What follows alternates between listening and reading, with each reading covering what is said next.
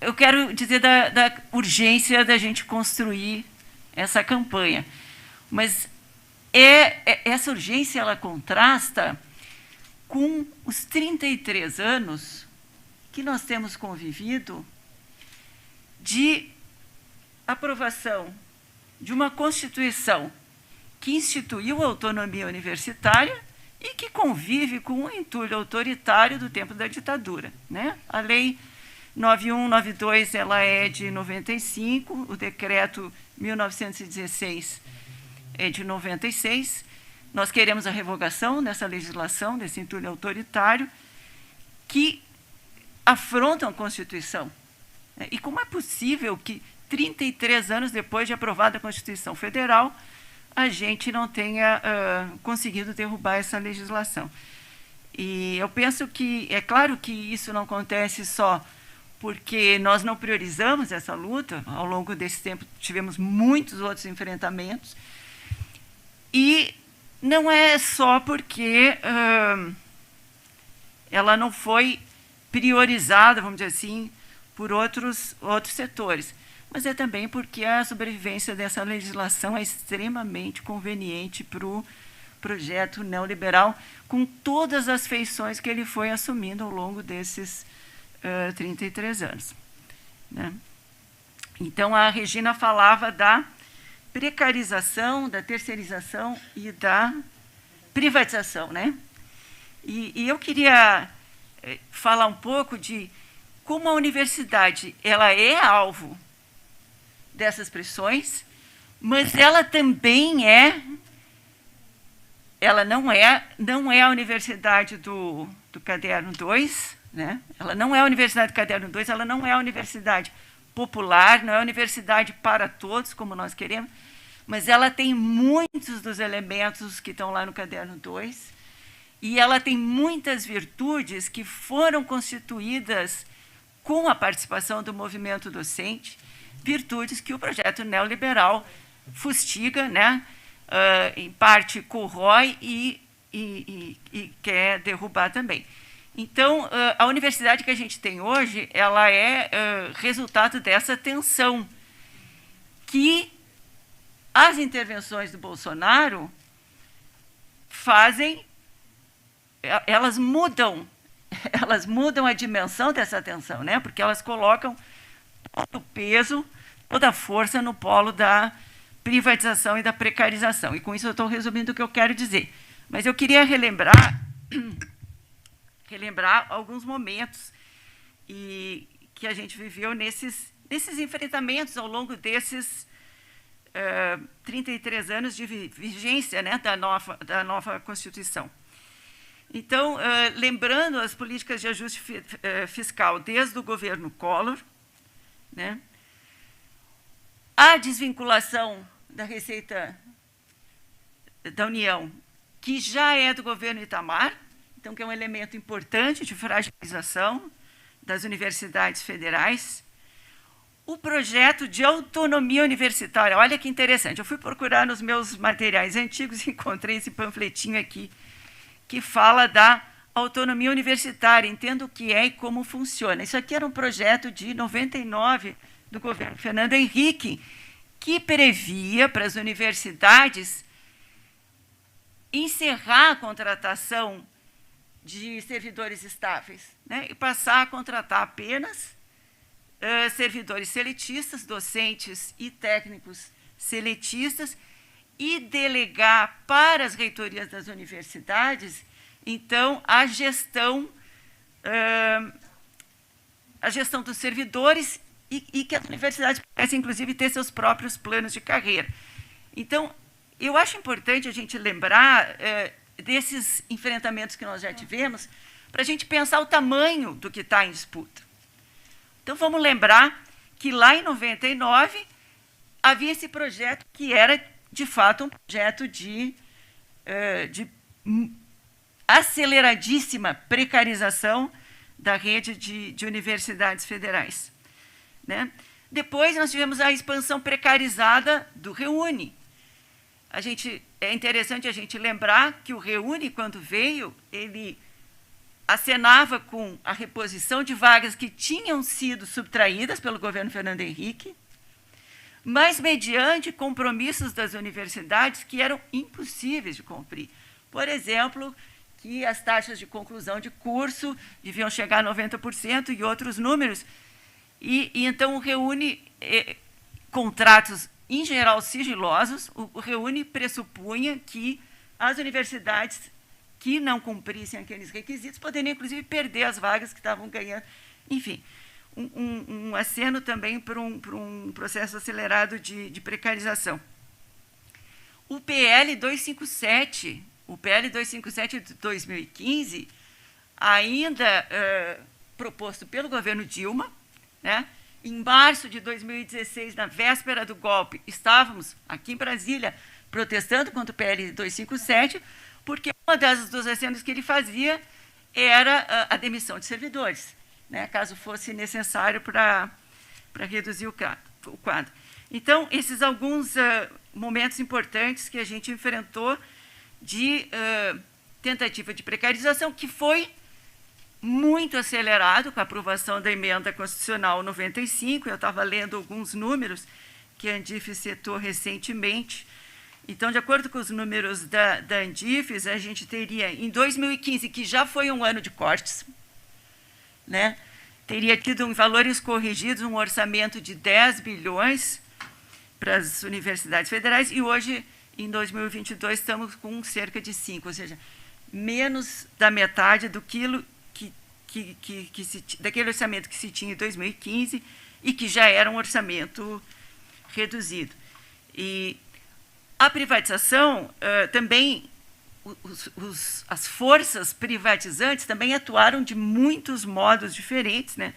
A Regina já fez referência ao projeto Futurice, que foi um projeto com o qual nós nos defrontamos recentemente, e é importante dizer que o projeto Futurice, ele foi derrubado em mobilização de rua e em mobilização dentro das universidades, que é o que a gente precisa fazer para derrubar as intervenções, né? Mas também é verdade que elementos da privatização, como o Andy sempre tem denunciado, foram se imiscuindo, né, no funcionamento da universidade. O marco nacional de ciência e tecnologia é um dos elementos da privatização, né, porque autoriza que docentes trabalhem em projetos de pesquisa e principalmente de inovação controlados, né, geridos pelas empresas privadas, incentiva isso. Todo o processo das fundações de apoio, que o Andy sempre denunciou, né, as fundações de apoio, elas foram, nesses 30 anos, foram ganhando um peso muito grande dentro das universidades. Então, todas essas forças, vamos dizer assim, precarizantes e privatizantes, elas, de um lado, ensaiaram várias agressões e por vários caminhos conseguiram, né, parcialmente incidir sobre o funcionamento da universidade. Eu queria também comentar que a precarização e a privatização, é interessante a gente pensar que elas, por um lado, coincidem, elas se conjugam, né? Elas se reforçam, mas nem sempre há contradições nesse processo. Por quê? Porque há setores que têm interesse na privatização dos serviços da universidade, que têm interesse em que a pesquisa seja voltada para os interesses privados, que têm interesse em ter controle sobre o trabalho docente, o trabalho dos técnicos dentro da universidade, mas que não têm interesse em que esse trabalho seja desqualificado e precarizado, porque precisa da qualidade de ensino, da qualidade da pesquisa que foi constituída nas universidades. Então, a privatização e a precarização nem sempre coincidem, e eu acho que esse é um dos elementos importantes para a gente pensar, também pensar que, vamos dizer assim, isso essas contradições, né, do lado de lá, no campo do projeto neoliberal, elas também nos ajudam, né, nos permitem, a gente pode incidir nessas contradições, como eu entendo que incidimos no caso do Futurice, para bloquear, né, para reduzir o efeito dessas pressões. E tivemos alguns avanços ao longo desses anos, então não é verdade que só tivemos perdas, a gente teve avanços, como as políticas de ação afirmativa, a expansão da rede federal pequena, mas eu queria enfatizar o que eu acho que é muito importante para nós, que sobreviveu esse tempo todo e que interessa muito ao projeto neoliberal Desconstituir, que é a existência de uma rede de universidades e institutos federais. É verdade que não é uma carreira, são duas. Ainda assim, são carreiras de âmbito federal nacional. Ao contrário do que é interesse desse projeto, que seria fragmentar as carreiras, né, para poder impor em cada universidade um certo formato, um certo nível de precarização. Então, a existência dessas carreiras, né, da carreira de magistério superior e da carreira EBTT, é uma importantíssima conquista nossa e é uma conquista que participa da Constituição da Universidade Federal e dos institutos federais como são hoje, né? Nós não poderíamos pensar no sistema de pós-graduação amplo, como foi constituído no Brasil nos últimos 30 anos, sem a nossa carreira, que incentivou a titulação, que incentivou a continuidade de estudos, né? Nós não poderíamos pensar na qualidade de ensino que é reconhecida, né? A qualidade de ensino das universidades e dos institutos federais, se a gente não tivesse garantido, apesar de todas as ofensivas, né, os concursos públicos. Quero lembrar que em 2014, na véspera das eleições de 2014, o presidente da CAPES, Jorge Guimarães, fez uma declaração dizendo que o próximo governo Dilma ia acabar com os concursos públicos, porque isso engessava a universidade e tal. Então, não foram poucos os ataques que a gente conseguiu enfrentar e resistir. Então, essa carreira que envolve a titulação, a valorização da titulação, a valorização da pesquisa e da extensão associada ao ensino, que envolve a eleição de chefias, né? Poucas carreiras federais têm eleição de chefia e, segundo nos dizia o Rogério Coelho, nós somos a única carreira em que a avaliação é feita pelos pares, isso não é pouca coisa. Tá? Isso é um elemento. Então, nós temos elementos de democracia nas universidades. Não é a democracia que nós queremos, mas nós temos elementos de democracia que interessa ao setor privatista, ao projeto neoliberal, que interessa a esse setor destruir.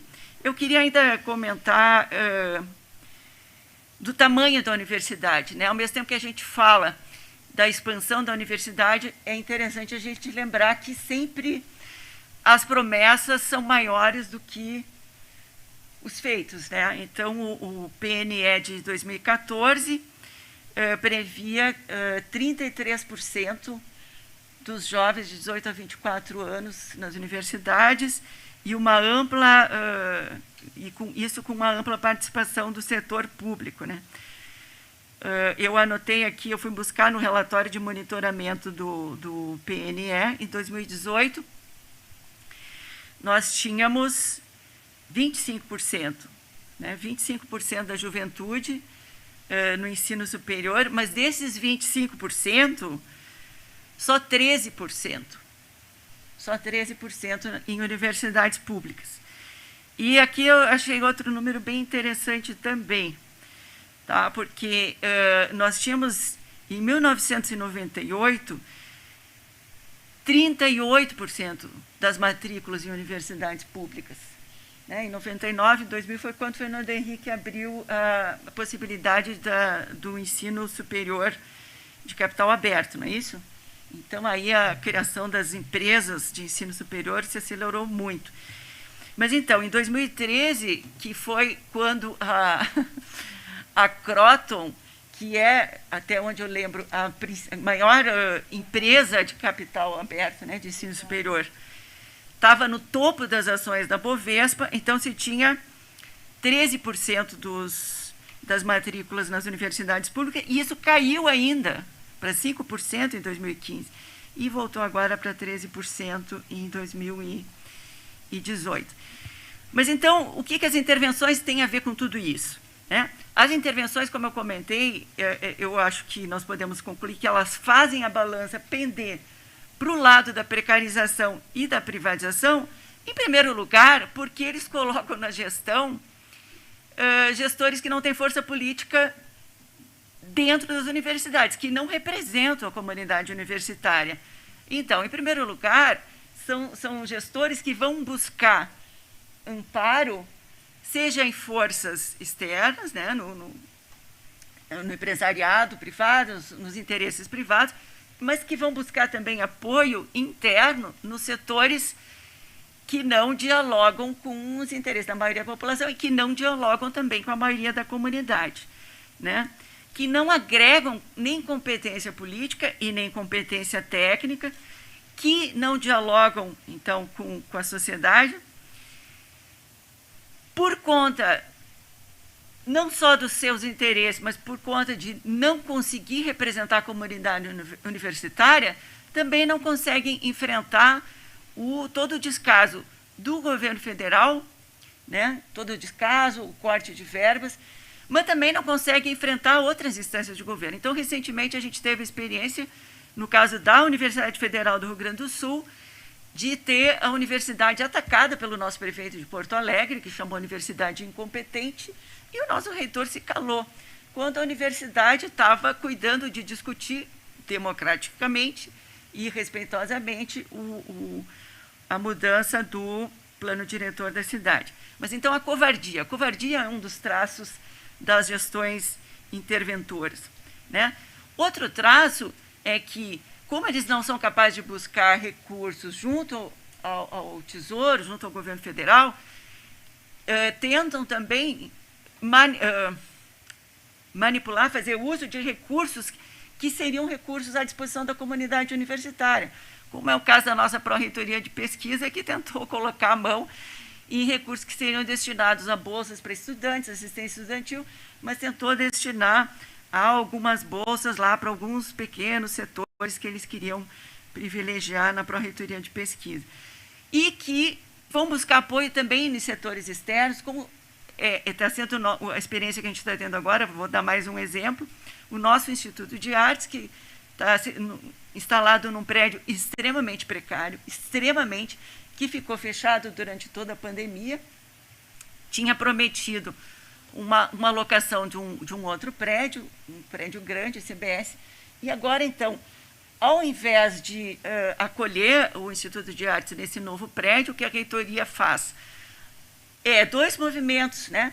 Vai negociar com setores externos uma outra destinação para o prédio, tentando transformar o uso do prédio num novo negócio, mas, ao mesmo tempo, tenta criminalizar a comunidade do Instituto de Artes que se mobiliza. Então, esses são exemplos de ações que são da natureza das reitorias interventoras, porque não são sempre reitorias que se alinham com o bolsonarismo, e não são sempre reitores que têm origem no projeto bolsonarista, mas porque eles são nomeados sem o respaldo da comunidade e sem reconhecimento da comunidade, eles vão, e para se manter, vamos dizer assim, em consonância, né, com o governo Bolsonaro, eles vão atuar nesse sentido. Por fim, são reitores que promovem, não apenas promovem, mas deixam acontecer a precarização da universidade, como está acontecendo no nosso caso, e, finalmente, colocam em risco a nossa saúde, como está acontecendo agora num retorno presencial que não conta com nenhum planejamento. Nós vamos enfrentar agora na URGS o retorno presencial com salas que não têm ventilação, no inverno do Rio Grande do Sul, vocês podem imaginar o que seja, né, ter que abrir janelas no nosso inverno, mas também não poder abrir janelas, porque tem janelas que não abrem, porque não foram feitas reformas. Então, eu queria dizer, para encerrar, que nós precisamos fazer a campanha desde já, não podemos esperar que um novo governo tome a iniciativa de fazer a revogação desse entulho.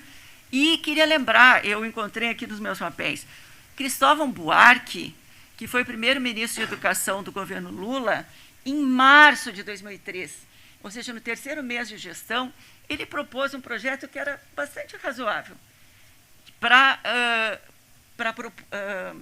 regulamentar a eleição de reitor, porque ele dizia assim, o projeto: os estatutos das universidades vão dizer como a eleição vai ser feita, e os conselhos vão encaminhar o resultado das escolhas. Bom, por que esse projeto, lá de março de 2003, nunca andou?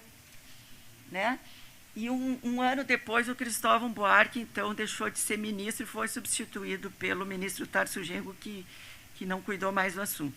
Então, nós não podemos esperar que os governos tenham a iniciativa, porque também é conveniente para os governos manter esse entulho autoritário. Mas nós precisamos, sobretudo, fazer essa campanha já, porque nós não podemos esperar mais 6 meses, mais 7 meses de destruição da universidade. Esse é o principal motivo. Né? Então, eu queria dizer da importância da gente construir essa campanha em aliança com a UNE, em aliança com a UBS, em aliança com a FASUBRA, em aliança com a Andifes, né? Em aliança com os reitores eleitos, mas em aliança com todas as entidades da sociedade brasileira que têm conexão com a universidade. Nós precisamos buscar alianças na sociedade e chamar essas entidades e chamar a comunidade para a mobilização de rua e então a proposta, a preocupação, a ideia, a expectativa é que a gente possa apontar já, construir essa campanha desde o encontro. Obrigada.